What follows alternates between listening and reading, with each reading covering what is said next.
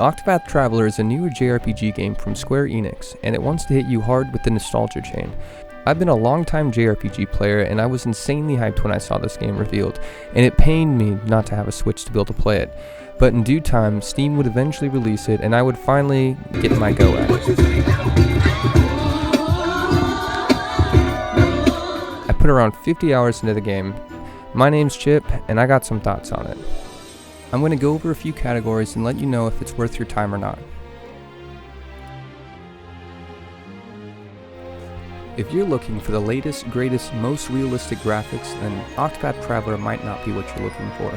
Realistic graphics aside, the part that stands out the most in Octopath Traveler is its unique graphic style. It blends modern graphic effects in seamlessly with its 2D retro-inspired canvas, adding nothing but more detailed depth and atmosphere to pretty much every aspect of the world, making all the different environments feel more genuine and unique.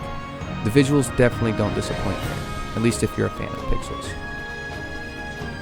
Let's get into the story of Octopath Traveler now. The game starts off and you get to choose between one of 8 characters, each with their own unique storylines and starting points. Eventually you'll all meet up in the world throughout your journey and you'll party up. Once you get one of your other characters, you can then do their storyline as well. So in total there are 8 stories. I played through all of the stories and without going into too many details, and I'll be honest, while yes, my expectations were fairly high, longtime Square fan here, I was fairly disappointed with most of the character arcs in this game. There were very few that were alright, but most of them just felt bland and cliched along with the characters themselves. And while you're doing a character arc, none of the rest of the party seems to help or exist outside of combat. They literally don't interact with the story unless it's the character's own arc, and there is no overarching storyline, so after each character quest is done, the game just kinda ends. You can continue to do things left undone, but don't expect much in story development. It seems like the story writer was on vacation and the people who write the side quests filled in for him.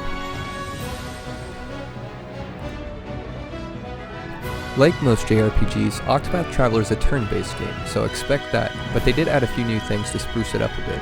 The biggest being the break system. In a nutshell, if you exploit an enemy's weakness enough times, you'll break their guard and your squad can do massive damage during this time. There are 8 starting classes in Octopath Traveler, one for each character if you couldn't have guessed that already. They are as follow: Thief, Warrior, Cleric, Hunter, Dancer, Scholar, Apothecary, and Merchant, with a few rare ones left to be unlocked. Depending on which character you are playing as, you can interact with the people in the world differently, allowing you to progress and discover new things in different ways. For example, Ophelia's skills allow her to recruit followers that can help you in combat. Alberic can challenge NPCs to combat and knock them out that lead to previously inaccessible areas. Therion's skills, which allow him to steal from people, letting you get good items before you really should, if you have the patience to reload every failed 3% attempt to steal that badass new item. Each class has unique skills and abilities only obtainable by that class, but luckily for us, each character can get up to 2 classes, so there's a bit more flexibility there. In an area where there's less flexibility is the random encounters. I wish they would have taken an alternate route to this, but it is a tribute to old school JRPGs, so I guess I can let it slide.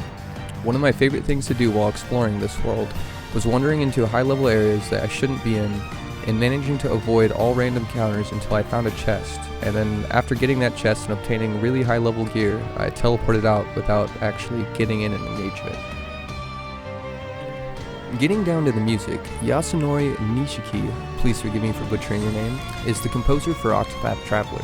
Can't say I've heard of his work before, but what I can say is I have to hand it to the man. He fucking nailed it. I couldn't really imagine having a different composer for this journey. Strong orchestral music with flutes, pianos, guitars, and I think even a harp at times. The music provides so much atmosphere and evokes so much emotion to every area and event that's happening in the game. If something is sad, the music will tell you. If some crazy shit's going down, the music will let you know. Each character has their own personal theme that breathes more life and emotion into the characters than the dialogue does itself. The battle music gets you hyped, and although they do cycle several tracks, due to the random encounter nature of the game, it will eventually get a bit repetitive. But aside from that, I can't say I have anything else negative to say about the entire soundtrack from the game. My favorite tracks are probably They Who Govern Reason and Dark Caverns. My final thoughts on Octopath. Probably my favorite part on Octopath Traveler has to be the music. I listened to the whole 4-hour soundtrack, and to say the least, it's definitely worth it. following music is the visuals. It's something I didn't really know I wanted until I saw it, and I really hope they continue it on. In both of those categories, they really knocked it out of the park. The combat was a lot of fun, even for turn-based combat, but the sheer number of random encounters made it a bit dull and repetitive towards the end, considering you have to grind for fights occasionally, but the boss fights were always really hyped and fun. Classes were fun to learn and cross over, and although I wanted to love this game as much as I loved Final Fantasy VI and many of the other bit JRPGs, each of the characters' storylines were really lackluster and felt more like a chain of side quests with subpar dialogue than an actual plot. And without any overarching storyline, when each of the characters' arcs were done, it seemed like there was more of the story left, and bigger dangers left to be discovered in the world. Which is kinda true, but just not really story related. I can't say I would recommend buying the game for full price, but I would rent it if you get the opportunity, or just wait for a sale. The slippery nut. Hey guys, I hope you enjoyed. This was actually my very first review ever, and if you didn't enjoy it, be sure to let me know.